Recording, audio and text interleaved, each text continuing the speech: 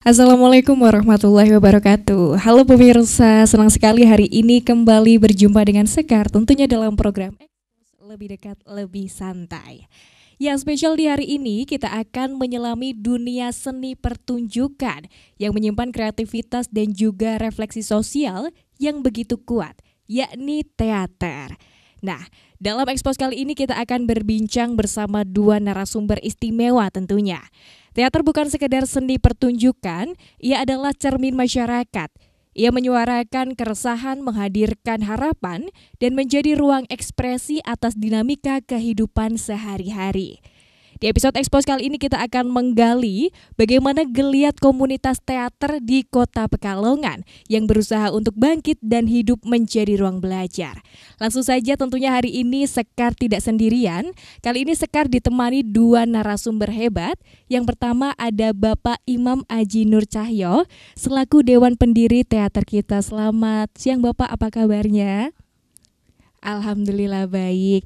Dan juga selanjutnya ada Bapak Abror Yudi Prabowo selaku penulis buku karikatur dari Negeri Retak. Apa kabar Bapak?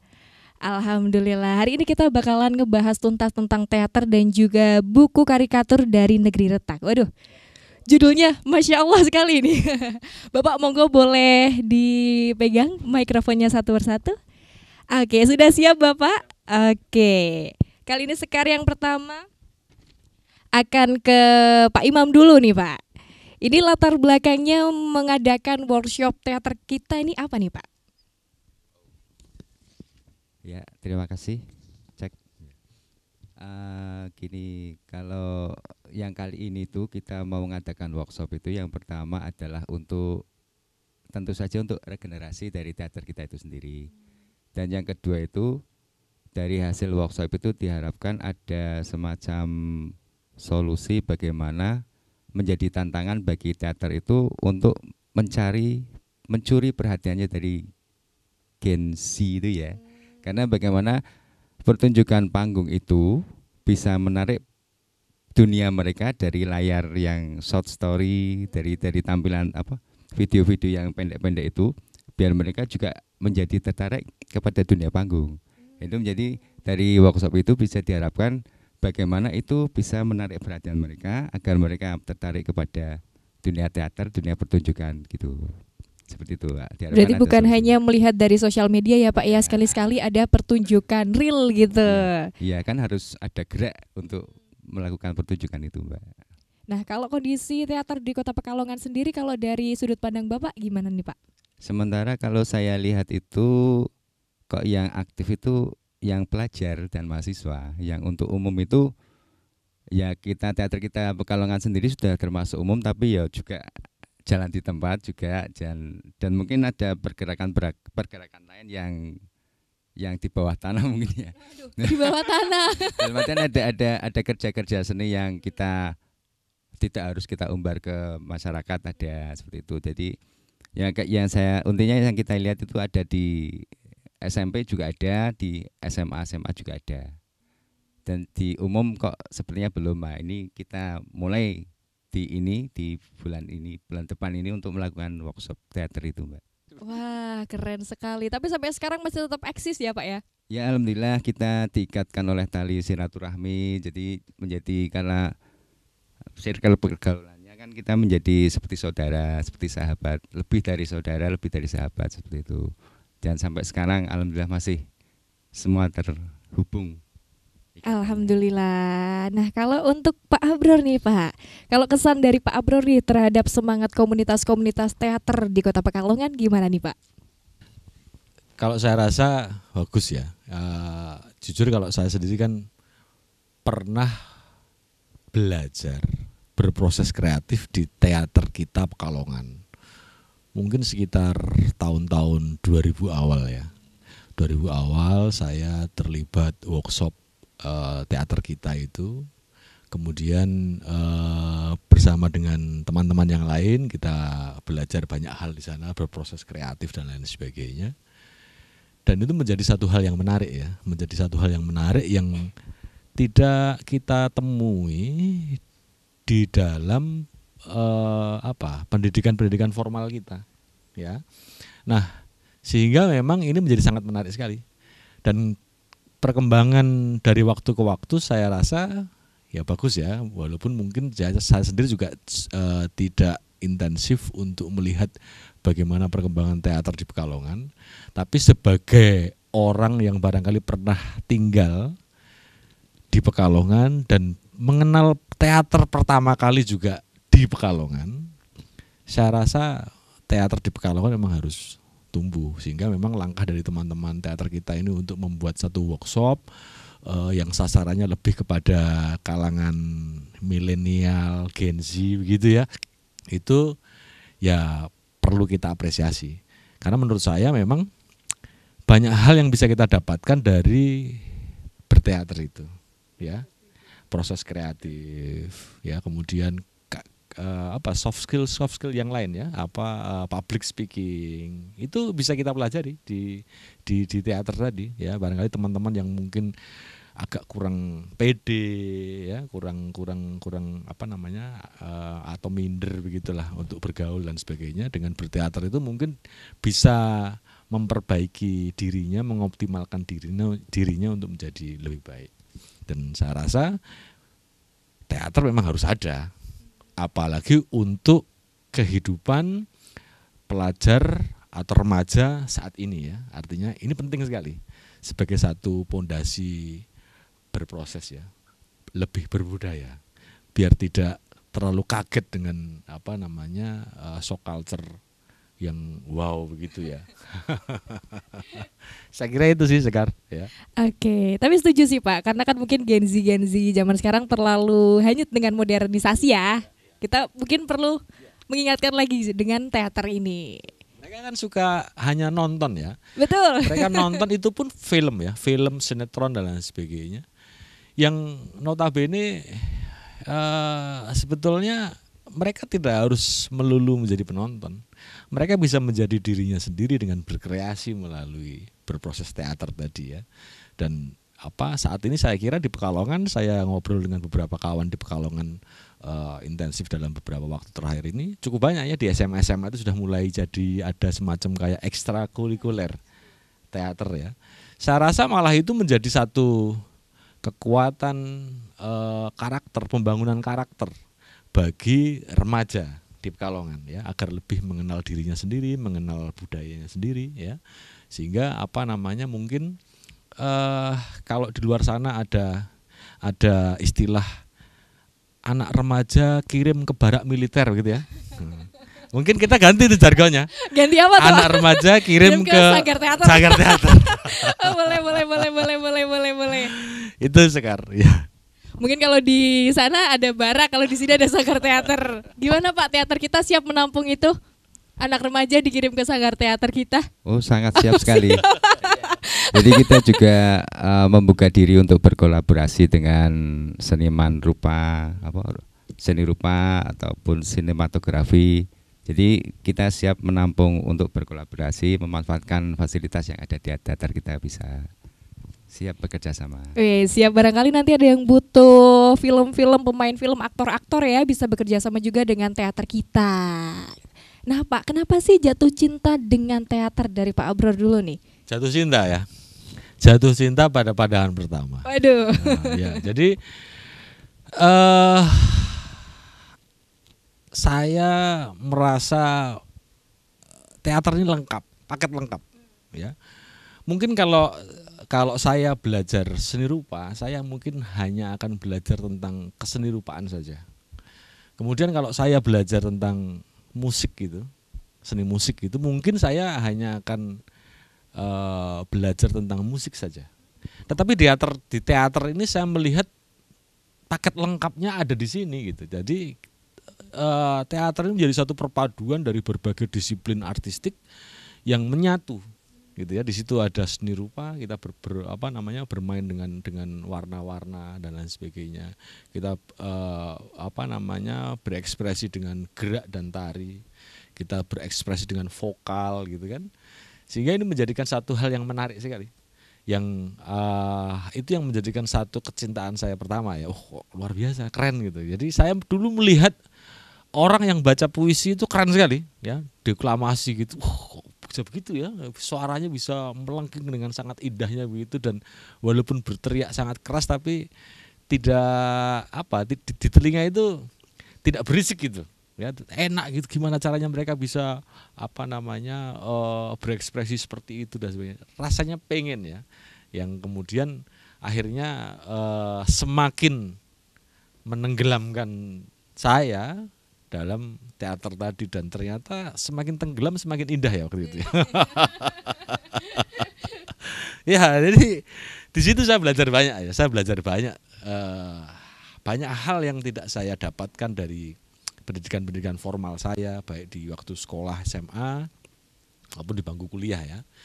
Dan ketika saya kuliah dulu juga saya bergabung di salah satu komunitas teater di kampus saya ya waktu itu. Di situ lebih mendalami tentang bagaimana kepenulisan. Jadi memang kepenulisan itu saya pelajari ketika saya sudah mahasiswa ya. Saya mempelajari tentang bagaimana menulis sastra, bagaimana berpuisi, bagaimana membuat naskah drama dan lain sebagainya. Artinya kita memotret peristiwa-peristiwa menjadi satu sajian karya yang bisa kita apresiasi. Jadi itu yang kemudian membuat akhirnya ya jatuh cinta untuk pertama kali dan kesekian kalinya sampai hari ini ya. Sampai hari ini jatuh cinta lagi dan lagi ya. Oh iya. Ini sudah, kalau dengan teater itu jatuh cintanya pubernya itu udah kelewatan itu. Udah jadi soulmate ya Pak ya kayaknya ya. Gitu, Sekar. Wah, keren banget. Nah, selanjutnya nih untuk Pak Imam, kalau tantangan buat komunitas teater di Kota Pekalongan sendiri gimana Pak kalau selama ini yang dihadapi? Kalau saya lihat ya, itu mungkin iklimnya Mbak, jadi iklim itu kalau bahasa lain mungkin industrialisasinya. Jadi kalau kita hanya bisa memproduksi tapi nggak tahu yang mau beli siapa, terus yang mau menikmati siapa, terus juga yang mendistribusikan siapa, itu kan. Jadi ini semua elemen ini kayaknya belum terkondisikan. Jadi ya selama ini hanya bisa memproduksi tapi kan belum bisa menciptakan penonton yang loyal, database penonton dan macam-macam. Juga bagaimana kita menjualnya mengemasnya secara baik, mengemasnya biar menjadi menarik bagi semua kalangan usia, seperti itu. Jadi ya ini memang harus mulai dibangun lagi sistemnya ini, iklimnya ini juga harus dibangun.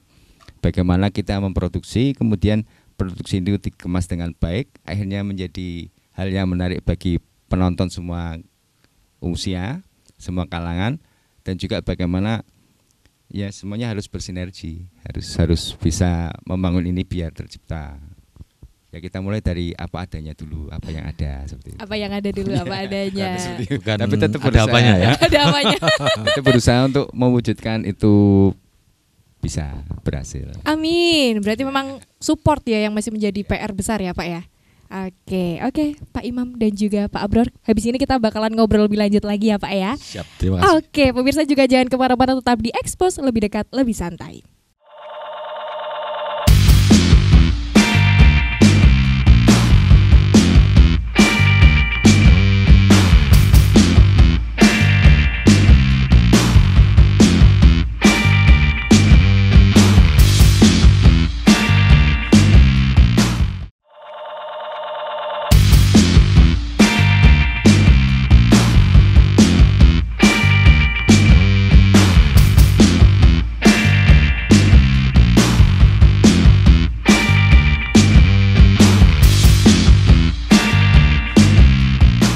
Oke pemirsa, kembali lagi dalam program Expose, lebih dekat, lebih santai. Kali ini kita bakal ngobrol lebih lanjut lagi bareng Pak Imam dan juga Pak Abror. Langsung saja nih Pak, tadi kita udah bahas tentang teater Pak. Kali ini Sekar penasaran nih sama buku yang ada di depan kita. Waduh, dari covernya aja sudah menggoda ya. Enggak dong. Indah ini, indah. Oke Pak, apa sih latar belakang menulis karikatur dari Negeri Retak? Latar belakang ya, jadi mungkin saya perlu cerita sedikit tentang historinya ya, artinya naskah ini sampai hadir menjadi buku itu ya. Jadi sebetulnya naskah di dalam buku ini ada 6 naskah yang sejatinya sudah saya tulis itu mungkin sekitar tahun 2000 awal ya. 2000 awal waktu itu saya aktif di satu kelompok teater di Jogja namanya Kelompok Sastra Pendapa ya. Tetapi memang di kelompok itu lebih fokus di kepenulisan. Ya, lebih kuat di kepenulisan karena di Kelompok Sastra Pendapa ini secara track record kan memang banyak melahirkan penulis-penulis hebat di Indonesia ya, yang lulusan situ belajar di sana gitu. Sehingga memang Kelompok Sastra Pendapa ini menjadi tempat saya belajar tentang bagaimana menulis karya sastra. Dan kebetulan karena saya memang lebih kenal duluan dengan teater itu lebih ke pemanggungan begitu ya. Sehingga yang menjadikan saya tertarik tentang kesastraan atau kesusastraan ini adalah naskah drama. Yang pada akhirnya saya menulis cukup lumayan banyak ya, beberapa naskah drama itu. 3 di antaranya naskah drama itu sudah dipentaskan di beberapa kota seluruh Indonesia. Dan 3 naskah itu juga sudah dibukukan karena kebetulan kontennya tentang perempuan ya, tentang advokasi terhadap perempuan ya, yang kemudian oleh salah satu lembaga swadaya masyarakat yang ada di Indonesia itu dibukukan menjadi bagian dari kampanye advokasi mereka. Dan kemudian ada beberapa naskah yang lain yang belum sempat terpentaskan dan pada waktu itu mangkrak menjadi file gitu kan. Yang suatu ketika akhirnya saya buka kembali gitu kan, naskah-naskah itu saya buka lagi satu-satu, saya baca dan sebagainya. Saya melihat secara esensi itu masih relate dengan kondisi kekinian negara kita gitu ya. Sosial, politik, budaya, ekonominya masih sama ya. Artinya tidak banyak berubah, padahal naskah itu saya tulis mungkin 20 tahun yang lalu. Ya. Jadi masih sama gitu. Kontennya masih sama. Isu yang coba saya angkat itu juga masih sama dan sebagainya, yang akhirnya itu coba saya gali lagi. Dan tadi terkait dengan tantangannya, karena memang sekarang kan bagaimana kemudian saya punya satu misi, bagaimana mendekatkan teater ini lebih kepada generasi yang baru sekarang. Artinya mereka menjadi jauh lebih dekat dengan teater itu gitu kan. Sehingga memang akhirnya konten yang ada di naskah lama tadi sedikit saya bongkar gitu ya. Saya sesuaikan dengan kondisi sekarang, dengan budaya kekinian gitu kan, yang lebih dekat dengan gadget dan lain sebagainya, keterbukaan dan lain sebagainya seperti itu, yang kemudian saya dibantu oleh salah seorang penulis sastrawan di Jogja ya, yang membantu saya mengkurasi ini kurangnya begini, ini harus begini, harus begitu dan sebagainya, sampai jadilah buku itu. Jadi memang motivasinya adalah saya melihat masih banyak hal yang relatif tidak berubah dari kondisi sekian tahun yang lalu sampai dengan hari ini, meskipun hari ini kita sudah berganti-ganti istilahnya ya, per 5 tahun begitu kan, pemerintahan gitu. Tapi kehidupannya masih sama, dan yang diperdebatkan, yang kita persoalkan setiap harinya tidak pernah beranjak dari persoalan-persoalan itu gitu kan.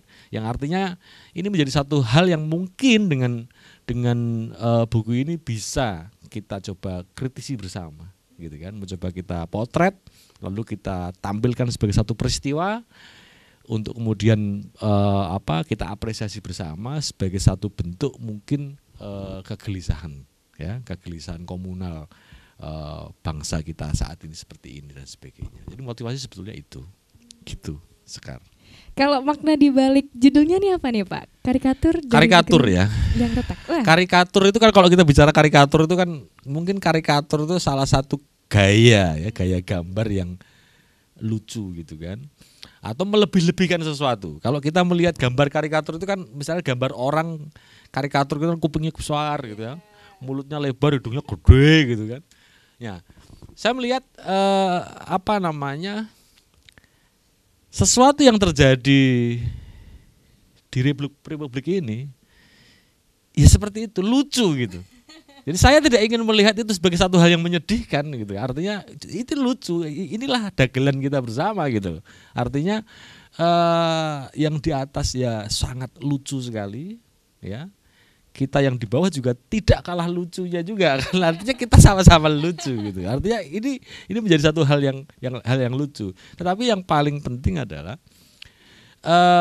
kalau bicara karikatur sendiri, saya memang menyukai gaya itu.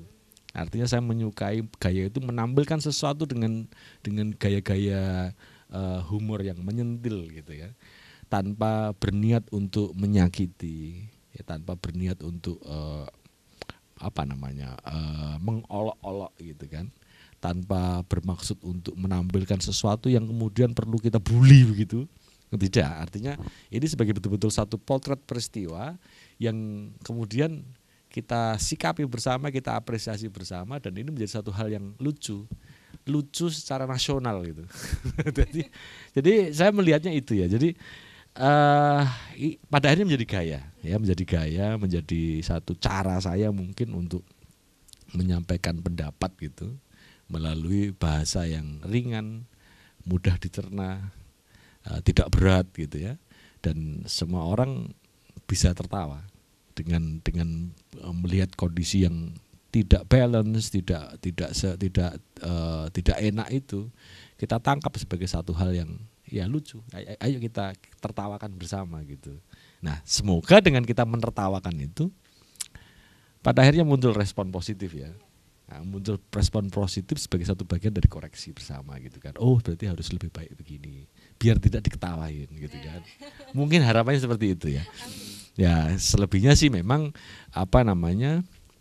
kalaupun misalnya ditampilkan sebagai satu judul bukunya karikatur dari negeri yang retak, ya mungkin pertimbangannya itu ya, secara estetik, bagaimana menampilkan peristiwa-peristiwa yang terjadi di negara ini menjadi satu peristiwa panggung, peristiwa teks yang kemudian dipanggungkan untuk kemudian kita nikmati bersama sebagai satu bentuk hiburan gitu ya, hiburan yang menyentil.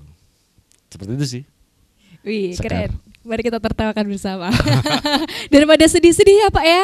Iya, kita ambil sisi-sisi yang bahagianya saja. Nah, Pak Imam gimana nih Pak Imam? Untuk workshop teater kita sendiri, apa aja nih nanti kegiatan yang akan dilakukan? Apakah akan mengambil naskah-naskah dari buku ini untuk dipentaskan? Iya, betul. Jadi nanti kan workshopnya ada outputnya. Outputnya nanti di bulan September. Jadi nanti kita workshop selama 1 malam 2 hari di Bandar, di Omah Tani Bandar sana, ya. Sana kita workshop selama 1 malam 2 hari. Terus yang ngisi materi juga orang-orang top kayaknya. Sudah kita datangkan dari Jogja. Wow. Insya Allah. Jadi nanti ada Mas Indra Teranggono yang dulu setahu saya juga di Teater Gandri. Nah, Teater Gandri sama Mas Butet, Mas Jadu. Terus juga ada Mas Raudal Tanjung Banua, dulu pernah Pemret. Bukan. Aktif di Horizon. Bukan. Sastrawan lah istilahnya itu. Juga ada Mas Jamaluddin Latif, itu ya dia Teater Garasi. Nah, itu nanti yang mengisi beliau-beliau ini. Nanti selama 1 malam 2 hari, nanti di pertengahan Juni, 15-16 Juni, outputnya nanti di September. Jadi ada 3 bulan kita berproses itu dalam artian memproduksi 1 buah naskah dari teater kita itu sendiri. Juga nanti kalau ada perwakilan dari peserta perwakilan dari komunitas, biasanya kan ada gitu. Jadi komunitas itu juga ingin mementaskan juga, bisa nanti kita pentas bersama di bulan September dengan memakai naskah yang ada di buku ini. Naskah. Jadi nanti kayak di file itu kayak parade drama 3 hari berturut-turut, 1 malam 1 naskah, seperti itu. Kayaknya seperti itu. Wih, semoga lancar dan ditunggu ya Pak ya. Iya. Oke. Nah Pak, apa sih tantangan terbesar untuk mentransformasi teks sastra menjadi naskah teater atau pertunjukan teater nih? Tantangan untuk mentransformasi teks menjadi pertunjukan ya. Ya, kalau tantangannya ya memang bagaimana menghadirkan teks itu menjadi peristiwa. Otomatis kan ini memang menjadi satu kerja kreatif dari banyak orang ya, artinya kolaborasi antara bagaimana aktornya, kemudian bagaimana sutradara pertunjukan itu mengemas pertunjukannya sehingga teks itu menjadi hilang ya, menjadi lesap, bukan lagi teks tapi menjadi peristiwa panggung yang itu memang betul-betul alami gitu ya, alami terjadi seperti itu. Artinya sudah bukan lagi teks baku gitu ya. Ya memang pada akhirnya ini menjadi satu tantangan tersendiri bagi para penggiat teater ya, yang ketika dia ingin mementaskan satu naskah gitu, naskah tertentu gitu yang berbasis teks tadi tampil menjadi satu peristiwa panggung yang memang mempengaruhi secara emosi gitu ya. Kalau memang itu peristiwanya sedih, maka penonton itu akan menjadi sangat sedih bagaimana ya. Artinya targetnya adalah penonton harus menangis gitu kan. Nah, kalau ada adegan sedih kita tampilkan lalu ada penonton yang tertawa cekakaan, berarti kan gagal itu ya. Ya, artinya tantangannya memang di situ. Ya memang pada akhirnya kekuatan aktor penting ya. Justru itu yang kemudian memang beberapa kali saya ngobrol dengan teman-teman teater kita di Pekalongan. Sekarang ini mungkin dari generasi muda itu atau Gen Z itu relatif belum tertarik untuk masuk ke dunia teater lebih jauh ya. Artinya stok pemain kita itu pemain-pemain yang sudah uzur gitu ya. Artinya sudah expired gitu kan. Artinya sudah repot gitu loh. Artinya dibutuhkan satu ketulusan yang memang betul-betul bisa bermain dengan total gitu kan. Nah, kita berharap sih ada muncul regenerasi, muncul generasi-generasi baru gitu dari Gen Z ini yang lebih tertarik dengan teater. Justru saya melihatnya adalah bagaimana kemudian tantangannya mendekatkan teater ini kepada Gen Z-nya tadi. Jadi itu sebagai akarnya dulu. Ya, artinya tantangan terbesarnya justru di situ. Ya, jadi bagaimana membuat Gen Z ini anak-anak remaja yang sudah terbiasa dengan rebahan, sudah terbiasa dengan gadgetnya, scroll pagi siang malam nggak berhenti begitu kan. Nah, bagaimana menghentikan aktivitas mereka itu untuk kemudian tertarik dengan dunia artistik atau dunia teater tadi. Itu tantangan terbesar yang saya lihat ada di situ. Yang saya apresiasi sekali dengan teman-teman dari teater kita ini menghadirkan satu konsep workshop gitu yang memang dihadirkan untuk kalangan remaja. Ya, kalangan remaja yang di situ memang mungkin sentuhannya lebih baru. Ya, lebih baru, tidak seperti teater zaman kolonial dulu ya. Artinya zaman saya dulu kan, kalau saya dulu teater itu Sekar, sutradanya galak dulu tuh. Sutradara itu galaknya luar biasa gitu. Latihan telat itu dimarah-marahin gitu kan. Nah, artinya kan bagaimana dengan generasi sekarang, apakah pola-pola itu masih relevan untuk kemudian kita terapkan gitu kan. Nah, bagaimana kemudian membangun ekosistem berteater hari ini dengan kalangan remaja atau Gen Z tadi. Nah, kalau mereka sudah tertarik, interest begitu dengan teater, mereka menyelami lebih dalam dan menemukan nilai-nilai yang berguna bagi dirinya di dalam dunia teater tadi, tentunya kita akan memiliki banyak stok pemain gitu kan, yang kemudian sutradara itu bisa membantu untuk mengarahkan, oh ini kamu cocoknya di sini, kamu cocoknya di sini, kamu di sini, sehingga mentransformasi teks ke bahasa panggung atau bahasa pertunjukan itu pada akhirnya menjadi tantangan berikutnya yang sebetulnya tidak besar. Yang besar adalah justru malah regenerasi teaternya tadi. Jadi kalau menurut saya itu. Setuju Pak. Nah betul, itu ya? gimana caranya Nah, Gen Z itu, ya. ya Oke Pak Imam, Pak Abror. Setelah ini kita ngobrol lebih lanjut lagi nih. Iya Pak. Oke pemirsa juga jangan kemana-mana, kita habis ini bakalan ngobrol lebih jauh lagi dengan Pak Imam dan juga Pak Abror, tetap di Expose Lebih Dekat Lebih Santai.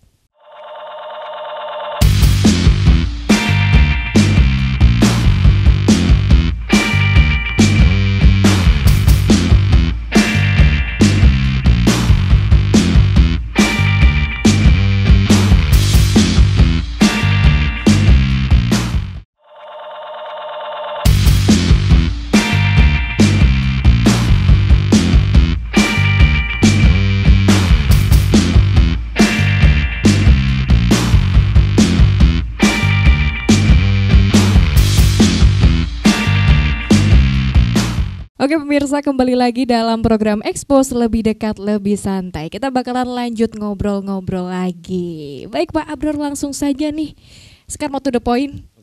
Ini kenapa Gen Z harus membaca buku ini Pak? Gen Z harus membaca buku ini. Ya, buku ini kan memang kalau dari isinya itu kan memang kita bicara tentang bagaimana kondisi sosial budaya masyarakat kita sekarang gitu kan. Artinya memang Gen Z harus mulai peduli dengan lingkungannya, ya, dengan budayanya, dengan bangsa dan negaranya, beserta dengan polemik dan masalah-masalah yang ada di dalamnya. Sehingga Gen Z mulai terbiasa. Karena siapa pewaris negeri ini kan Gen Z itu kan. Kalau mereka tidak mulai untuk kemudian mengenali dirinya sendiri, mengenali polemik-polemik atau masalah-masalah di sosial budaya kemasyarakatan dan sebagainya, ini akan menjadikan satu problem baru ya. Artinya ketika anak-anak remaja ini sudah akhirnya tidak tertarik lagi dengan begitu. Nah, pendekatan karikatur ini harapannya adalah menyederhanakan persoalan-persoalan yang mungkin seharusnya berat dengan bahasa-bahasa yang berat mungkin. Justru dengan karikatur itu Gen Z mungkin akan jauh lebih bisa menerima ya. Artinya bisa menerima, bisa begini toh. Sehingga dari situ muncul ketertarikan. Yang penting adalah goalsnya adalah mereka tertarik dulu. Ya, mereka tertarik dulu, masuk dulu, yang kemudian akhirnya mereka mengenal, baru kemudian mengenal lebih jauh kan gitu. Kayak orang pacaran itu loh. Ya. Bener kan? PDKT dulu, sweet dulu kan, sweet gitu kan, nah, itu dulu kan, habis itu kenalan dan lain sebagainya, kirim-kirim pesan WhatsApp gitu kan, udah makan belum, nah gitu-gitu kan. Nah selanjutnya kalau sudah terjadi interaksi dan lain sebagainya, baru bisa kita bawa lebih jauh gitu kan, seperti itu. Sehingga memang kalau pertanyaannya mengapa harus membaca buku ini, ya memang jawabannya harus ya, harus. Dan ini hanya sebagai salah satu buku bacaan saja dari karya sastra terutama naskah drama ya, karena banyak sekali naskah-naskah drama yang sudah dibukukan dari karya-karya yang jauh lebih luar biasa, dan mungkin ini hanya melengkapi saja gitu. Sekar. Oke, kalau seandainya nih Pak, Sekar dan Gen Z mau beli bukunya, bisa lewat mana? Mau beli bukunya? Iya. Pekalongan berarti ya? Iya, daerah Pekalongan. Ini konteksnya berarti Gen Z di Pekalongan. Saya akan berikan gratis. Wow. Saya akan berikan gratis, syaratnya adalah ikut workshop.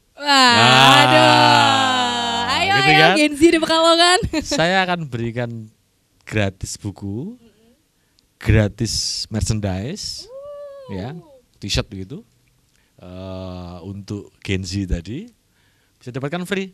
Ayo ikut workshop. Ya, ikut workshop. Jadi betul-betul terejawantah gitu. Ya, artinya apa yang mereka pelajari, apa yang mereka baca itu bisa mereka aktualisasikan. Ya, melalui langsung kita panggungkan dan lain sebagainya gitu. Jadi itu bisa teman-teman Gen Z dapatkan melalui panitia workshop teater kita. Tetapi bagi teman-teman yang barangkali mungkin posisinya jauh gitu ya dari Pekalongan dan tidak bisa mengikuti workshop tadi, ya ini akan dipublikasikan atau akan dipasarkan melalui jalur-jalur distribusi besar ya. Insya Allah ada juga nanti di Gramedia gitu ya, ada juga di Shopee gitu ya, atau marketplace yang lain nanti juga ada, karena dari pihak penerbit kan juga mereka punya jalur pemasaran sendiri. Dan saya rasa ini belum launching, Tapi menariknya sudah diperkenalkan pertama kali di Pekalongan. Waduh, kita harus bersyukur ya sebagai Gen Z di Pekalongan dan Ya, warga Pekalongan. Jadi first time launching. Mengenal pertama kali. Saya rasa itu ya Pak Imam ya. Jadi kan biar teman-teman bisa mengikuti workshopnya. Weh, ayo ikut workshop nanti dapat buku plus t-shirt. Weh, kapan lagi? Oke Pak Imam, ini setelah workshop nih, rencananya kegiatannya apa ini Pak? Ini sementara yang ada di depan dulu kita jalani sampai nanti proses kreatif, proses berproses nanti sampai bulan September. Nah, setelah itu nanti ya seperti biasa kita latihan rutin tiap minggu sekali seperti itu. Juga nanti biasanya kita kan juga ada nanti kesusastraannya juga ada nanti. Ini kalau yang untuk workshop ini kan agak fokus sedikit ke penulisan lakon nanti. Agak kita stabilo garis merahi bahwa memang agak susah untuk mencari naskah-naskah yang layak konsumsi untuk remaja itu masih agak jarang. Jadi kan semuanya cenderung naskah dewasa, naskah-naskah yang berat seperti itu. Ya untuk yang cerita-cerita itu kan masih cerita sekali yang untuk Nina Bubuk banyaknya. Kancil Nyolong Timun. Yang untuk yang agak remaja itu agak masih jarang. Jadi seperti itu.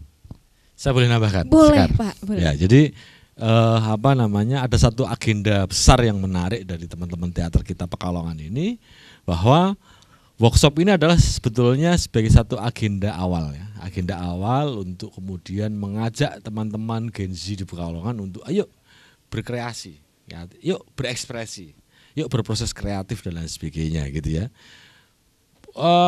Misinya sangat mulia sekali sebetulnya, artinya dari teman-teman teater kita ini sebagai satu langkah untuk membantu menekan kenakalan remaja dan sebagainya. Artinya letupan-letupan emosional itu yuk kita salurkan di tempat yang jauh lebih baik ya, melalui berekspresi dengan teater dan lain sebagainya. Yang nantinya teman-teman dari peserta workshop ini akan kita ajak untuk pentas di bulan September. Ya, di bulan September mendatang kita sudah siapkan satu agenda 3 hari pementasan ya. Insya Allah 3 hari pementasan, Jumat, Sabtu, dan Minggu dengan 3 naskah berbeda ya. Dan yang paling menarik dari teman-teman teater kita ini pada saat diskusi kemarin, menjelang menuju ke agenda September tadi, selepas acara workshop tadi, kita akan bikin semacam kayak kalau di film itu ada premier. Gitu ya. Jadi kita akan bikin pertunjukan-pertunjukan kecil. Pertunjukan-pertunjukan kecil sebetulnya dalam rangka untuk mengenalkan aktor-aktornya. Aktor-aktor yang akan dimainkan atau ditampilkan dalam pementasan besar di bulan September tadi. Jadi akan kita kemas menjadi satu pementasan kecil dalam bentuk monolog gitu ya. Kita akan perkenalkan misalnya ada si A gitu ya. Kita lihat bersama-sama bagaimana permainannya, performannya, karakternya dan lain sebagainya. Nanti di bulan berikutnya kita akan ganti lagi dengan pemain yang baru, dengan cerita yang baru, naskah yang baru gitu ya. Jadi kita penggal-penggal menjadi satu pertunjukan-pertunjukan kecil yang kita pentaskan secara keliling begitu dalam rangka untuk mengenalkan. Jadi istilahnya ini premier lah. Sampai akhirnya kebetulan kemudian nanti orang akan melihat pertunjukan besarnya ada di bulan September tadi. Sehingga ini menurut saya ini seru sekali ya. Jadi saya rasa ini menjadi satu hal yang mungkin baru ya, baru di Pekalongan dan perlu kita apresiasi bareng-bareng ya. Dan saya sih berharap dukungan dari semua pihak ya, dari teman-teman aktivis kesenian di Pekalongan, aktivis teater di Pekalongan, masyarakat umum, kemudian juga pemerintah ya, pemerintah atau melalui dinas terkait untuk yuk sama-sama kita membangun kembali ekosistem kreatif khususnya berteater di Pekalongan biar hidup itu lebih berwarna. Hidup lebih berwarna. Bareng teater kita, asik. Oke, Pak Imam, kalau misal nih Gen Z di Pekalongan, ada yang pengen ikut workshopnya, itu informasinya dari mana? Terus HTM-nya berapa? Lokasinya di mana nih Pak? Oh ya, untuk pendaftaran bisa nanti hubungi panitia. Bisa dilihat di medsosnya teater kita Pekalongan, Instagram bisa, Facebook ada. Juga nanti bisa menghubungi itu. Untuk HTM yang tertera adalah 200.000. Jadi nanti untuk 1 malam 2 hari itu include buku dan t-shirt. Nah, dan untuk komunitas nanti juga ada diskonnya. Nah, biar nggak terkesan mahal. Betul itu. Ya sebetulnya itu murah sekali ya. Artinya 200.000 itu kan murah. Sebetulnya 200.000 itu itu angka yang sebetulnya dikeluarkan oleh teman-teman peserta untuk membiayai dirinya sendiri, untuk menginapnya, untuk makannya gitu ya. Kalau ilmunya, kemudian mentor-mentornya dan fasilitas-fasilitas buku katakan, lalu merchandise berupa t-shirt tadi itu sebetulnya free saja. Ya artinya itu memang diberikan secara cuma-cuma sebagai bentuk apresiasi selamat datang lah. Ibaratnya kita datang ke hotel kan ada welcome drink. Nah, ini welcome book. Nah, gitu. Jadi ada semacam untuk kenang-kenangan lah untuk teman-teman itu biar ada rasanya gitu. Tapi sebetulnya angka 200.000 itu angka yang sangat kecil sekali, dan itu menjadi angka yang memang digunakan untuk membiayai peserta itu sendiri. Makan selama 2 hari 1 malam ya, dan penginapannya dan lain sebagainya. Seperti itu. Itu sekarang juga nanti otomatis menjadi member teater kita, anggota aktif di teater kita, dan dia berhak memakai nama teater kita, boleh. Jadi dia kalau punya kreativitas, ingin melakukan sesuatu hal, ya bisa memakai nama teater kita, seperti itu. Asal ikut workshop.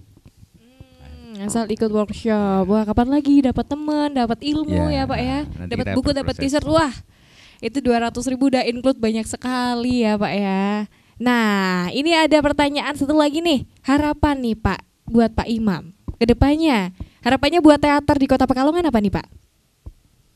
Ya, mudah-mudahan bisa berjalan sesuai harapan, bahwa kita bisa menghidupkan kembali iklim teater yang ada di Kota Pekalongan. Karena teater itu asli bagus Mbak. Dia bisa untuk modal kehidupan, untuk modal yang mencari kepribadian. Dari berproses teater itu bisa tahu memahami watak, karakter dengan lakon-lakon yang ada di naskah itu. Juga dia bisa bersikap toleransi, juga ya komplit lah, paket komplit kata Mas Abro, itu ada semua di teater.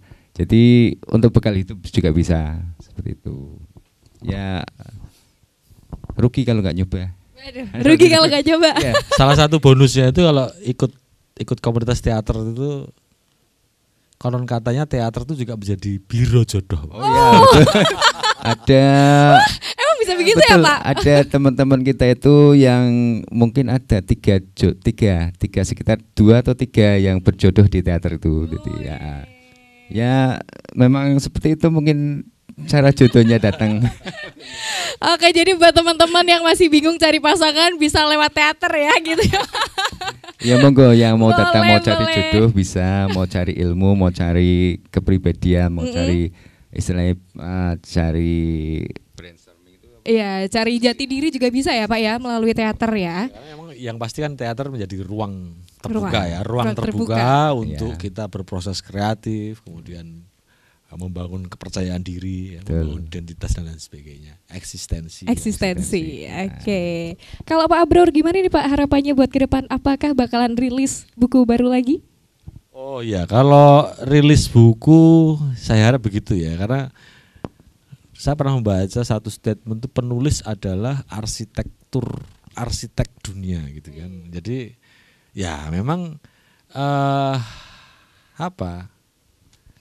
banyak hal yang kemudian mungkin bisa ditulis menjadi menjadi bentuk-bentuk karya ya dan sebagainya. Ya semoga sih kalau saya secara pribadi, semoga energi untuk menulis itu juga tetap ada ya. Kadang-kadang di situasi-situasi mutakhir sekarang ini kan memang banyak hal yang akhirnya kita menjadi tidak lagi fokus dengan kepenulisan dan lain sebagainya seperti itu. Tapi kalau harapan saya sebetulnya justru malah bukan saya, tapi harapan saya adalah justru kepada generasi Z tadi, ya Gen Z itu untuk kembali juga terbitkan karya-karyamu.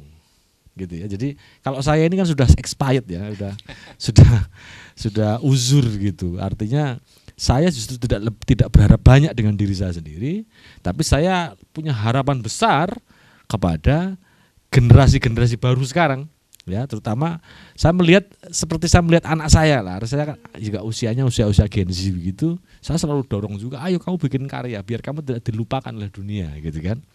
Buatlah karyamu sendiri biar kamu tidak dilupakan oleh dunia. Buat gagasanmu sendiri, ciptakan bukumu sendiri biar kamu tidak dilupakan dunia. Nah, artinya saya justru malah berharap besar, punya harapan besar, tidak untuk saya tapi untuk kepada generasi terbaru sekarang ini atau generasi Indonesia terbaru sekarang ini, ya. Terbitkan karya-karyamu.